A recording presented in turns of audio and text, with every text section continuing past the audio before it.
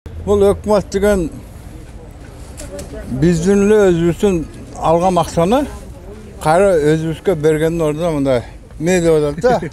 Мен азыр 59-ға шықтым. Мен уже ушундай алдан тайып, ушундай эме тяжелый болуп калат экен. Ошо Эдил Байсалов бар, ошо жака жашап келсин 6 ай кышта. Аялдар көп жашаса эле энди эме кылыш керекпи? Кеч чыгыш керекпи? Эдил Байсалов деген бокту итте жебесин. Мына мен агасы катары айтаман. Пенсиянын жаш курагын аялдардыкынчы 2 жылга көтөрүүнү сунуштап атты өкмөт. Тагыраагы мурда аялдар азыркы учурда 58 жаштан пенсияга чыкса, андан кийин 60 жаштан чыгаралы деген сунуш болду. Сиз ушуга кандай көз караштасыз? Мен ага каршымын. Анткени аялдардын көпчүлүгү азыр көчөдө момдайда иштеп атпай балам. Анын 58ге чаабы ал киши. Ошону билиш керек, ден соолугу кандай. 60га чаабы аял заты. Түйшүкчүл болуп атса, тоолор райондордо кандай болот? 58 эле туурабы балам? Мен оюмча да, өзүмдүн жеке пикирим. Аялдар көп жашаса эле энди эме кылыш керекпи? Кеч чыгыш керекпи? Андай болбойт да? Негизи аялдын жүгү көп да. Бала төрөйт, бала өстүрөт, үй бүлөнүн семьясынын баарын жүгүн алат. Ар кандай түйшүктөрдүн баарын тартат да. Негизи эртерээк чыгыш керек деп неме кылам да. Эркектерге караганда. Мисалы үчүн мен азыр 59-га чыктым. Мен уже ушундай алдан тайып, ушундай эме тяжелый болуп калат экен. Анан кийин колдон келсе аялдарды бир 53-52ден эле чыгарса кандай жакшы эле болот эле. Анан бизге бир чети жардам болот эле. Баласы барлар бар, баласы жоктор бар, мисалы үчүн. Анан аябай ушул моментте аябай мага тяжелый болуп атат. Иштегенgeç балдарым болсо иштебей коет элем. Азыр эми балдарым жок, айла жок, иштеш керек болуп атат. Бир четте эме оору ушундай эме басат экен кишини жаш өткөн сайын. Ошон үчүн ушул аялдарды колдон келсе эртерээк эле чыгарып койсо деген ойдомун да. 60-63 көрө алат. Каршы рахмат. Эң түйшүк көп аялдарда. Анан ошон үчүн пенсияны дагы 2 жаш аялдарга кошкон бул эң туура эмес. Эми алар кичине эртерээк чыгыш керек да. Аялдар эртерээк чыгыш керек, эркектер деле эртерээк чыгыш керек да. Заман момундай болуп атканда эми баарын эле жакшы өйдө көтөрүп, жакшы жолго коюп атат, бирок аялдар үчүн бул 2 жыл пенсия дагы үстүнө кошуу бул мен туура көрбөйм балам. Өтөрө туура эмес. Анткени Советтер Союзунда деген 4 балалуу аял деген 47 жашында чыкты пенсияга. 4 баласы бар. Анан аялдар деген слабый пол ушунча иштеп атышат. Аналарга деген кичине чамча жеңилдетип бериш керек да. Бул өкмөт деген биздин эле өзүбүздүн алган максаны кайра өзүбүзгө бергеннин ордуна мындай не деп атат да? Ал Эдил Байсалов деген бокту итте жебейт. Ол популист. Во-первых, он вырос на американских грантах. Эми аял кишинин түйшүгү көп да. Ошо ал элестет 60га жеткенче ал кандай болот? 30 жашынан эле 40 жашынан илгерки убакыт жок да, мурунку убакыт жок да. Мурунку убакта витамин деген жакшы болгон. Жашоо турмуш ичине нанды кайда табам деп сарсанаа болчу эмеспиз ал убакта. Сиздин көз карашыңыз ага? Меники деле ошо туура эмес деп ойлойм 60. Бийик тол аймактарда, маселен ат башы өңгүчү жеңилдиктер берилет го. Ошол жеңилдиктерди дагы алып койсо болот, анткени ал жакта жашоо баягы илгеркидей катаал эмес деп айтып турду Эдил Байсалов. Бул боюнча кандай көз караштасыз? Кантип катаал эмес.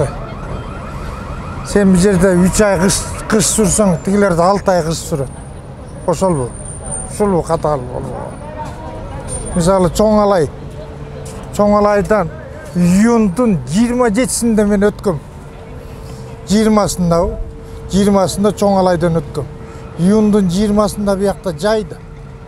А тиякта кечинде от жагып атышат. Эл айылдар кечкисин от жагып атышат. Анан ошол катаал болбойбу?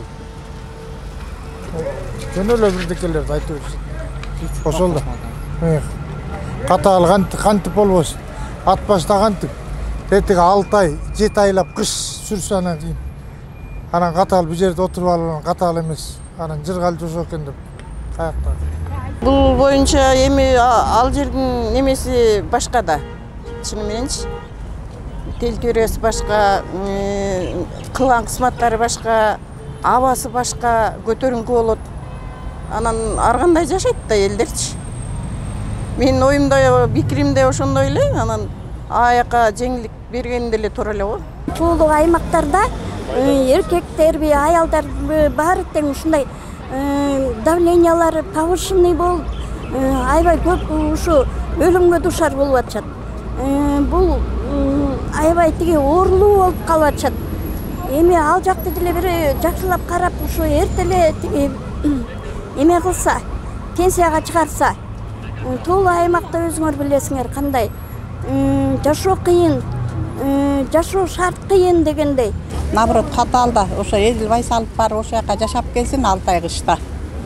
Мисалы үчүн катал эмес, кээ биринин малы көптөр бар, ошону айтып атат. Мисалы үчүн жаш семьялар, малы жоктор, инвалид балдары барлар бар да, ар кандай эл бар да балам. 5 кол тең эмес да секет кетейин.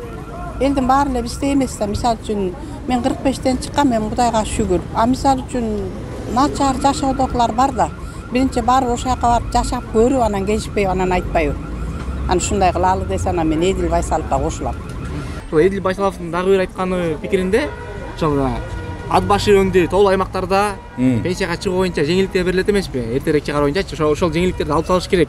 Анткени ал жакта илгеркидей жашоо катал эмес деп айтыптыр да. Тозок чейтинен ал деген ошо нарында өскөн, бирок атасы ошол ат башылык. Анан деге энеси инвалид, психиатр болуп иштеп жүргөн эме касым болсо, мен жакшы билем да. Ал деген бул просто популистический мен айтат да. Илгери бир жакшылык кылып кеткен жанагы Ишенбай Кадырбеков. Мына ошол 50% деген жанагы высокогорный ошол тоолук аймакка барып жашап көрчү. 3 күн жашай албайсың, түтөгүп. Анан 2000-3000 бийликтикте турса, же энең менен эчтеке өспөсө, айдасаң карточкаң өсөт, чечсең өсөт, болгону. Bu yaktagılar siyah, bu yakta жылуулукта өскөн неме эчтеке жок да. Муну кантип эметет? Муну деген Советтер Союзунда деген илгери 20% высокогорный деген бар болчу. Бүт бар жашагангач. Ошол жакта служба эткен армиядагыларга 100% 100 сом алса 200 сом айлык кошулуп берчү да. Высокогорный орустарга тетиги заставалар демелер жүргөнгө. Анан элестетип көр. Ошондо Советтер Союзу ошону мантең билген. Анан бул туура эмес. Эдил Байсалов деген бокту итте жебесин. Мына мен агасы катары айтам. Мына мен ада черик, мен да черик. Атасы менен жакшы тааныган киши болчу. Анан ыйманы саламат болсун. Бирок бул бала деген туура эмес тарбияга көнүп калган да.